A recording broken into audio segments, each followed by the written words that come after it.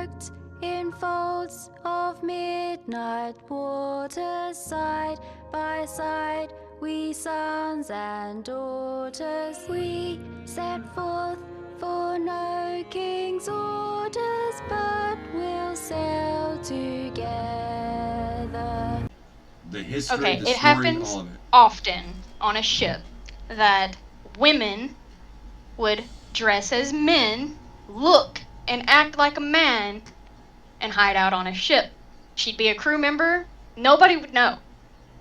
However, she was married, or she is married, to one of the crew members.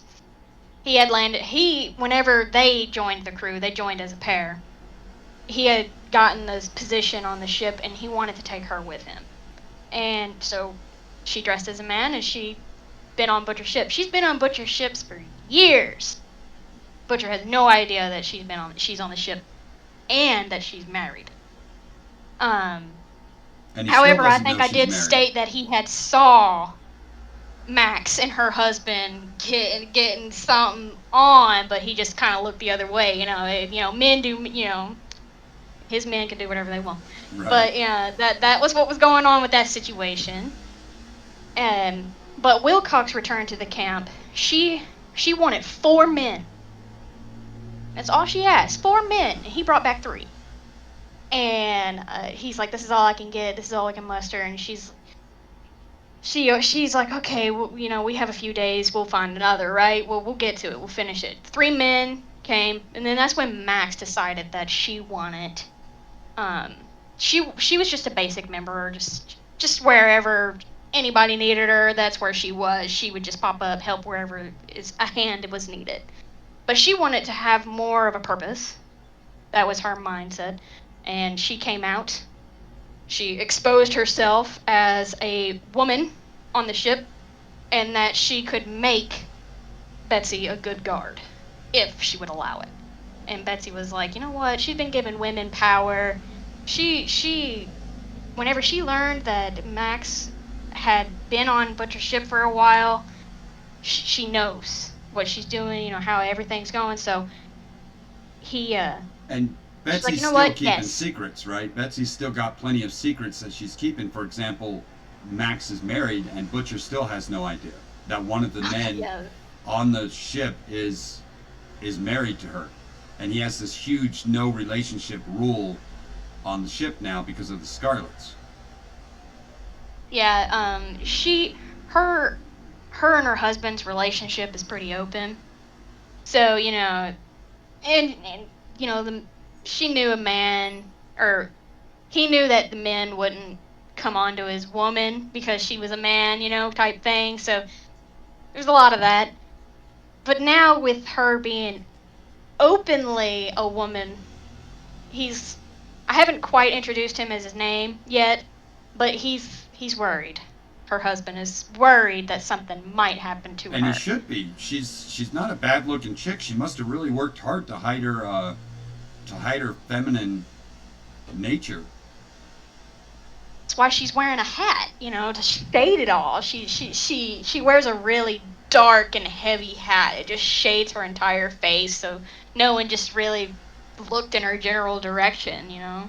So after the introduction of Max and them, you had Betsy finally really stepping into her role as a bosun and showing a leadership side that she hadn't quite shown before. And this is when she introduced everyone to Butcher, and she did this by skirting around issues that Butcher wanted to address. For example, he was talking about Chapman no longer being allowed on the boat, on the ship, because he's missing a leg.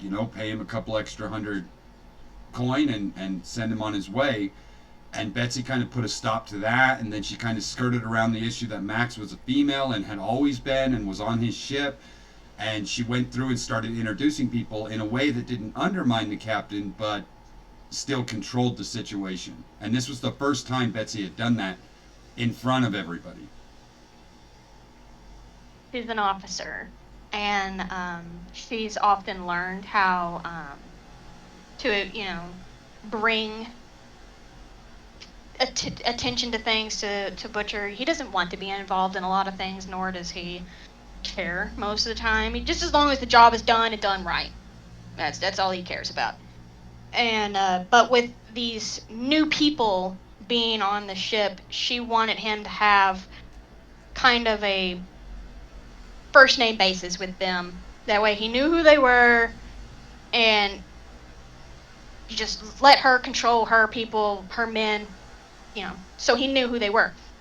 And of course, she knew that he wouldn't like some of her choices, but he did leave her in charge. So like Max, he as soon as she mentioned that, he was going to be livid, but she made sure that there was no open space for him to be like, lash into it. She didn't want him to make a bad image for himself. She didn't want him to start yelling this early on.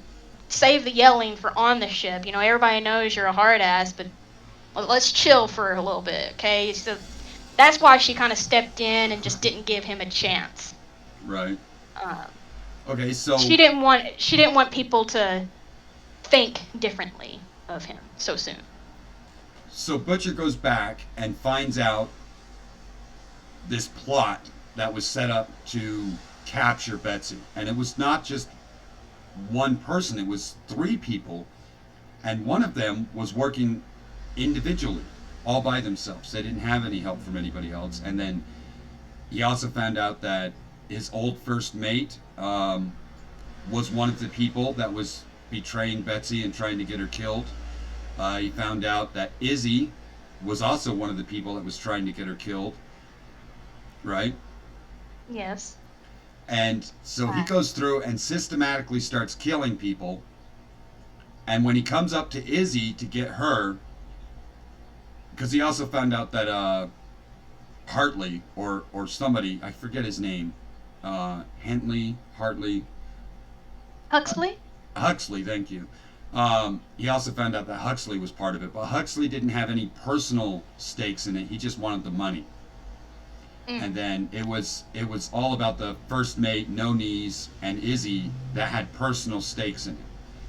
And when Butcher killed No Knees, and then he came after Izzy, as a co-author, I'm really interested to know why you stopped him again. This is the second time you stopped him from assaulting or yelling at Izzy.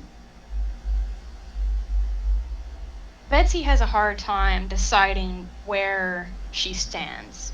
Like, she wants to be a strong-willed person and stomach things, but when she's actually, it's in front of her and it's happening, she can't handle it. She's like, oh my god, he's gonna kill her.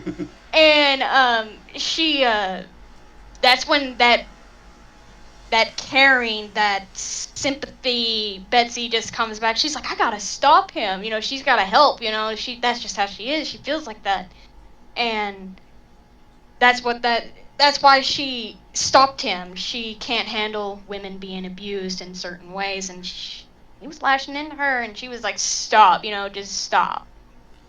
And so Betsy had also started to introduce herself as Betsy Mallory. How did you go about planning this, and as a co-author, what was your line of thinking regarding that?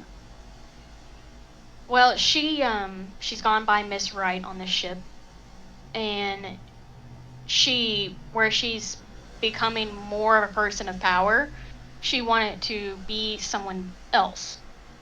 So, like I said, she's trying to adapt to her new personality that she's trying, but she keeps going back. She keeps falling back into her old ways, but she's trying to grasp onto this new person that she's created. And she wanted that person to have a name. And back to when Butcher always makes everyone know that she is his woman, she wanted it to be not just said, but known as well. So she introduced herself as Miss Mallory instead of Miss Wright. I don't even think Butcher has picked up on that notion yet. He has not heard her do it. He heard somebody refer to her that way once, but he never got a chance to address it because she scooted past the topic. Yeah, she's just nervous that he might just take it to the extreme, and she doesn't want him to, so that's why she's never given him a chance to pick up on certain things. But she's waiting. She knows he's gonna hear it. Someone's gonna say it, or address to her toward him in that way, and he's gonna be like, like. So I can't wait for that. We've gone through a lot so far. We've really touched base on almost everything that's happened, and we're getting really close to the end of our interview now. And I want to know, as a co-author, how believable do you think we've made it that women could function on a pirate ship? Like, it was just unheard of. So with all the rules and all the ways we've worked the story, how believable have we made it, do you think?